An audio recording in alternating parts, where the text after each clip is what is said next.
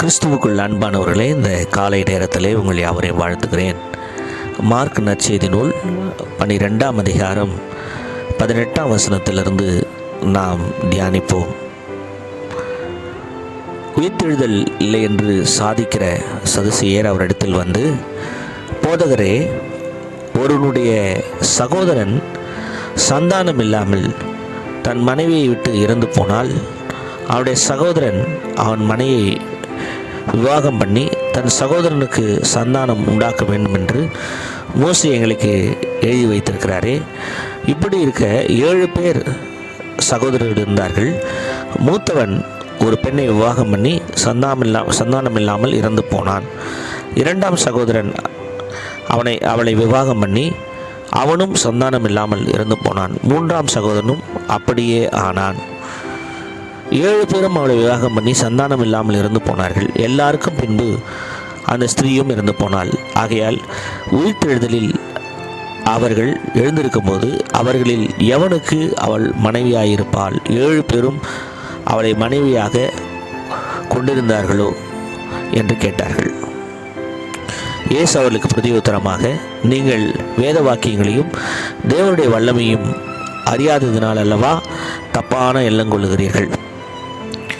கிறிஸ்துவுக்குள் அன்பானவர்களே, மார்க்கின் நற்செய்தி நூலில் சதுசேயர்களுடைய கேள்வி, அவருடைய தோற்றம் வருகிறது. மற்ற நற்செய்திகளிலே அவர்கள் அவ்வளவாக இயேசுவோடு உரையாடின பகுதியை நாம் காண முடியாது.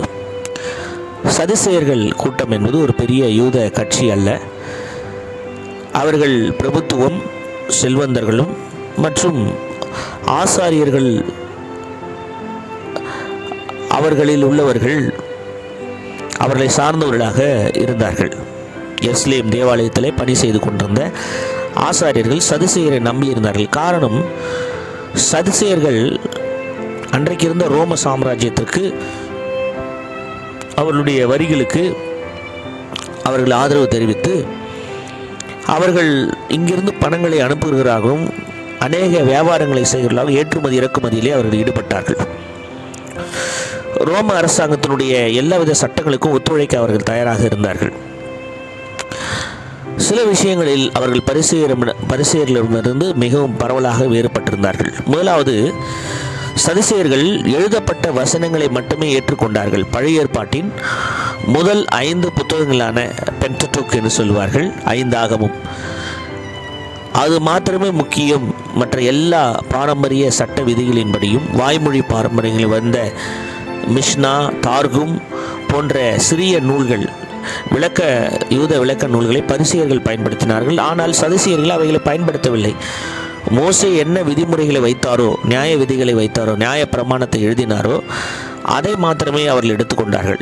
இரண்டாவதாக, அவர்கள் அழியாமையையும் ஆவிகள் மற்றும் தேவதூதர்களை நம்பவில்லை. வேதாகமத்தின் ஆரம்ப புத்தகங்களில் அழியாததற்கான எந்த ஆதாரமும் இல்லை என்றும் அவர்கள் அதை ஏற்கவில்லை என்றும் அவர்கள் சொன்னார்கள். கடவுள் அழிக்க மாட்டார் என்று அவர்கள் அதிகமாக நம்பினார்கள் சதுசேயர்கள். அதே போல சதுசேயர்கள் தனிப்பட்ட விதத்தில் உயிர்த்தெழுதலை கேள்விக்குள்ளாக ஆக்கினார்கள்.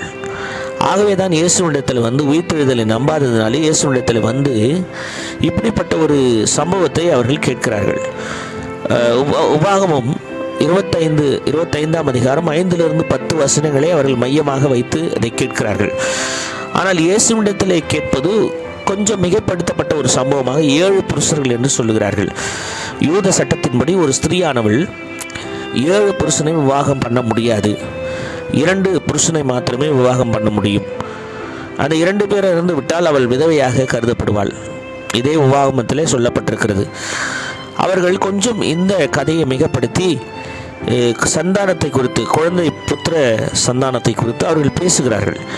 பேசி இயேசுவிடத்திலே ஒரு மையப்புள்ளியை கொண்டு வர அவர்கள் விரும்பி ஆண்டவரிடத்தில் இந்த கேள்வி கேட்கிறார்கள். இந்த கேள்வியிலே 2 விஷயங்கள் தெளிவாக நமக்கு தெரிய வருகிறது. ஏன் இந்த 7 பேர் திருமணம் செய்தார்கள் என்று அவர்கள் சொல்லுகிற கதையில் வருகிறது என்று சொன்னால், 1, குடும்ப பெயரை நிலைநாட்ட வேண்டும். 2, சொத்து தன் குடும்பத்துக்குள்ளே இருக்க வேண்டும். அதை மையமிட்டு தான் இந்த சம்பவம் அவர்கள் சொல்லுகிறார்கள். ஏனென்றால் இவர்கள் அதிகமாக பண ஆசை உள்ளவர்கள் சதுசேயர்கள். அதிகமாக அவர்கள் பணத்தை நம்பினார்கள். பணம் எல்லாவற்றையும் செய்யும் என்று நம்பினார்கள். கிரேக்க சட்டத்திலே இப்படிப்பட்ட ஒரு விதிமுறை இல்லை. ஒரு பெண் இருப்பாள் என்றால் அவளுக்கு எந்த மரபுரிமையும் இருக்காது. அதற்கு மாறாக அவளை திருமணம் செய்கிறவன் எல்லா சொத்தையும் எடுத்துக்கொள்வான், அவன்தான் வாரிசுதாரராக கருதப்படுவான் என்று கிரேக்க சட்டம் சொல்லுகிறது. சதுசேயர்கள் கேட்ட கேள்வியானது நான் ஏற்கனவே சொன்னது போல மிகப்படுத்தப்பட்ட யூத சட்டத்துக்கு அடிப்படையிலே கொஞ்சம் நிறுவப்பட்டு மீதியெல்லாம் அதிகமாக கொஞ்சம் மிகைப்படுத்தப்பட்டு அதிகமாக பெரிதாக்கப்பட்டு சொல்லப்பட்ட ஒரு கேள்விதான். 7 சகோதரர்கள் உயிர்த்தெழுதல் இதை குறித்து அவர்கள் கேட்கிறார்கள். இங்கே இயேசுடைய பதில் உண்மை என்னவென்று சொன்னால், முதலாவதாக உயிர்த்தெழுதலின் முறையை அவர் அழகாக கையாளுகிறார். ஒரு நபர் மீண்டும் உயிர்த்தெழும்போது உலக வாழ்க்கையினுடைய சட்டங்கள் செல்லுபடியாகாது என்பதை இயேசு கிறிஸ்து சொல்லுகிறார். ஏனென்றால் உயிர்த்தெழும்போது அவர்கள் தேவதூதர்களைப் போல மகிமையின் சாயலை அவர்கள் அணிந்து கொள்கிறார்கள். ஆகவே இந்த இடத்துல இங்கே உரிமையும் சொந்தம் கொண்டாடுதலோ என்பது அங்கே இல்லை. பரலோகத்தில் உயிர்த்தெழுதலுக்கு பின்பு அப்படி இல்லை, சொந்தம் கொண்டாடுதல் என்பது இல்லை.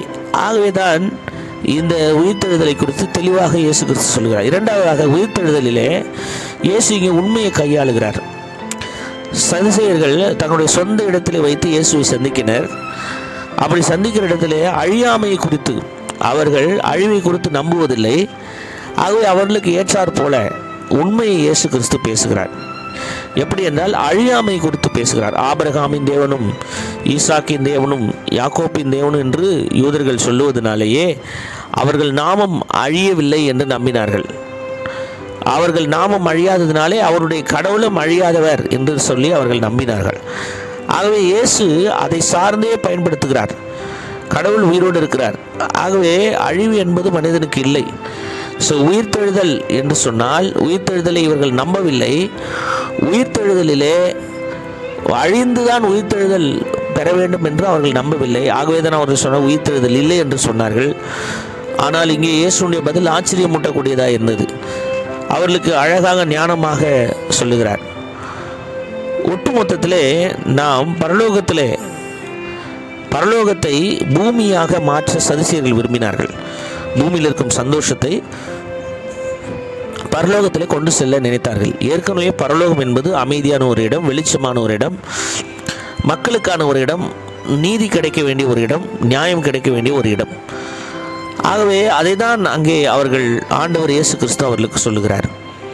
இங்கே அழகாக சொல்லுகிறார் 20ஆம் வசனத்திலே, மரித்தோர் எழுந்திருப்பதை பற்றி நான் ஆபிரகாமின் தேவனும் ஈசாக்கின் தேவனும் யாக்கோப்பின் தேவனுமாக இருக்கிறேன் என்று தேவன் முச்செடியை குறித்து சொல்லிய இடத்தில் மோசேயின் ஆகமத்தில் அவனுக்கு சொன்னதை நீங்கள் வாசிக்கவில்லையா என்று பார்க்கிறார். அப்படி என்று சொன்னால் ஒரு உயிர்த்தெழுந்தவர்களுடைய தேவன் தான் உயிருள்ள தேவனாக இருக்க முடியும் என்பதை சதுசேயர்களுக்கு சொல்லுகிறார். அப்படி என்றால் ஆபிரகாமின் தேவன் என்று சொன்னால் பெயர், அவருடைய வம்சம், அதை அவர் வெளிப்படுத்துகிறார் ஆண்டவர். அவர் மரித்தோருக்கு தேவனாயிராமல் ஜீவனுள்ளோருக்கு தேவனாயிருக்கிறார் என்பது அதிலிருந்து வெளிப்படுகிறது என்பதை அங்கே ஜீவனுள்ளோருக்கு மாத்திரம் தேவனாயிருக்கிறீர் என்பதை அவருடைய தப்பான எண்ணங்களை இயேசு கிறிஸ்து சுட்டி காட்டுகிறார். பிரியமானவர்களே, இங்கே நான் பார்க்கும் பொழுது இங்கே முதல்ல பரிசேயர்கள் அவர்களுடைய சதுசேயர்கள் வாங்குகிற வரியை குறித்து, சதுசேயர்கள் ஆதரிக்கிற வரியை குறித்து அவர்கள் கேட்கிறார்கள். அவர்கள் கேட்டு முடித்து அங்கே பரிசேயர்கள் நின்று கொண்டிருக்கிறவர்களே சதுசேயர்கள் பரிசேயர்கள் நம்புகிற உயிர்த்தெழுதலை குறித்து கேள்வி கேட்கிறார்கள். நாளைய தினத்தில் நாம் பார்க்க போகிறோம். வேதபாரகர் இவர்கள் 2 பேரும் செய்யாத கற்பனைகளை குறித்து கேள்வி கேட்கிறார். அழகாக வருகிறது. 3 பகுதியும் இந்த வேத பகுதியும் மிக அழகான பகுதி. இதை நாம் சேர்த்து தான் கவனிக்க வேண்டும். ஒருவரை கேள்வி குறித்து அவர்கள் கேட்கிறார்கள். பரிசேயர்களும் சதுசேயர்களும் ஒத்து போக மாட்டார்கள். இயேசுவை பகைப்பன் நிமித்தம் இவர்கள் ஒத்து போனார்கள். இயேசு இங்கே சொல்லுகிறார், இங்கே பரலோகத்திலே இங்கே எந்த விதமான பாகுபாடும் இல்லை. எந்த விதமான பூமியில் இருக்கிறது போல இந்த சரீரத்துக்கான இந்த ஆதாரம், இந்த சரீரத்துக்கான உணர்வு, இந்த சரீரத்துக்கான கோபதாபங்கள் இவைகளெல்லாம் இருக்காது. அவைகள் எடுக்கப்படும். உயிர்த்தெழுதல் என்பது ஒரு மகிமையின் சாயல். அது ஆண்டவரோடு ஒன்றுபட போகிற ஒரு சாயல். ஆண்டவரை நேசிக்கிறவர்களோடு இணைந்து போக போகிற ஒரு சாயல். ஒரு வார்த்தையில் சொல்லப்போனால் அழியாத ஒரு அன்பு, பூமியிலும் அழியாத ஒரு அன்பு ஆண்டவர் மேலே, மரித்து உயிர்த்தெழுந்த பிறகும் ஆண்டவர் மேலே அழியாத ஒரு அன்பு. எனவே பிரியமானவர்களே, சதுசேயருடைய கேள்விக்கு அழகாக அவர் பதில் சொல்லுகிறார். அவள் மரித்தால் அவர்களும் மரித்தார்கள், அவ்வளவுதான். உயிர்த்தெழும்போது மகிமையின் சாயல்தான். இங்கே உறவு முறை இல்லை, ஆணென்றும் இல்லை, பெண்ணென்றும் இல்லை, எந்த இனமும் இல்லை. பரலோகத்தில் எல்லாரும் தேவன் முன்பாக சமமாயிருப்பார்கள். இதுதான் இயேசு கிறிஸ்து வலியுறுத்துகிறார். இன்றைக்கும் பிரியமானவர்களே, நாமும் இந்த சமநிலை கோட்பாட்டை விரும்ப வேண்டும். பரலோகத்துக்கு போகிறவர்களாகவே நம்மை நினைத்து கொண்டு மற்றவர்களெல்லாம் நரகத்துக்கு தான் போக போகிறார்கள் முடிவு எடுக்கிற அந்த கோட்பாடில் அல்ல. எல்லாரும் பரலோகம் செல்வார்கள், எல்லாரையும் ஆண்டவர் ரட்சித்தார், எல்லாருக்காக இந்த பூமிக்கு வந்தார் என்பதை நாம் உணர வேண்டும். அன்புக்குரியவர்களே, இந்த உணர்வு நமக்குள்ளே வர வேண்டும். கர்த்தர் நம்மை ஆசீர்வதிப்பாராக. நாம் ஜெபிப்போம். அன்பின் ஆண்டவரே, இந்த காலை நேரத்தில் நீர் எங்களுக்கு பேசின நல்ல வார்த்தைக்காக உமக்கு நன்றி செலுத்துகிறோம். தொடர்ந்து எங்களுக்கு உயிர்த்தெழுதின நம்பிக்கையை தந்து எங்களை நடத்தும். இயேசு கிறிஸ்துவின் நாமத்தில் ஜெபிக்கிறோம். ஜெபங்கிற நல்ல பிதாவே, ஆமேன்.